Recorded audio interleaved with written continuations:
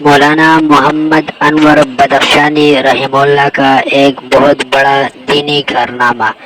سعودی عرب والے دنیا کی مختلف زبانوں میں قرآن کریم کے مستند ترجمے شائع کرتے ہیں، پھر ہر حاجی اور عمرہ زائر کو واپسی پر اس کی زبان والا ترجمہ بطور ہدیہ پیش کیا جاتا ہے، جبکہ حرمین شریفین میں بھی یہ مختلف ترجمے لوگوں کی آسانی کے لیے رکھے جاتے ہیں۔ سعودی والوں نے ریاض میں افغان سفیر سے فارسی کا اچھا ترجمہ طلب کیا تو سفیر نے، حضرت فرماتے ہیں انور شاہ بدخشانی رحمہ اللہ، تو سفیر نے میرا ترجمہ ان کے سامنے پیش کیا، جس کا باریک بینی سے مشاہدہ کرنے کے بعد سعودی علماء نے مطمئن ہو کر اسے منتخب کر لیا۔ یہ سب حق تعالی کا کرم تھا، ورنہ نہ تو افغان سفیر مجھے جانتا تھا، مولانا فرماتے ہیں، نہ تو میں اس کو جانتا تھا، نہ وہ مجھے جانتا تھا، اور نہ میں نے کبھی اس کی فرمائش کی تھی۔ فرماتے ہیں مولانا یہ سب حق تعالی شانوں کا کرم ہے۔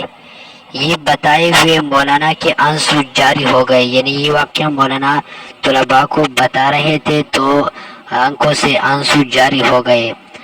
فرمایا میں نے اس ترجمے کے لیے فارسی دری کا انتخاب کیا ہے، اور ترجمہ بھی انتہائی سہل اور عام فہم والا ہے۔ فارسی کے دو لہجے ہیں، ایک ایرانی اور دوسرا دری۔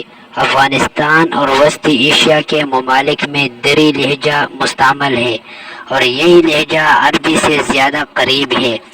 جب سعودی عرب سے ترجمہ چھپا تو مجھے اس کا معاوضہ دینے کی پیشکش کی گئی، یعنی اتنے پیسے آپ کو ملیں گے۔ تو مولانا فرماتے ہیں تو میں نے انکار کر لیا کہ قرآن کریم کی خدمت پر معاوضہ کا میں سوچ بھی نہیں سکتا تھا، اور آپ حضرات مجھے کہہ رہے ہو کہ آپ کو معاوضہ ملے گا۔ تو انسان سوچے یہی اللہ والے تھے۔ آج وہ دنیا سے رخصت ہو گیا، 13 اگست 2024 کو وہ اس دنیا سے رخصت ہو گیا۔ بہت سے ہزاروں میں اس کے شاگرد ہے۔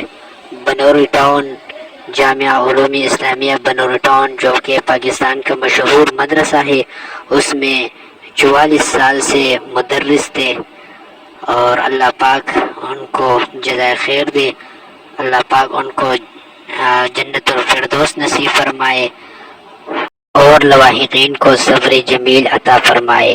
اور آخر میں آپ سے التماس ہے کہ ہمارے چینل کو اپنے ساتھ سبسکرائب کر لیں اور بیل آئیکن والے بٹن کو دبائیں، تاکہ ہر نئے آنے والی ویڈیو آپ حضرات کو جلد از جلد مل سکے۔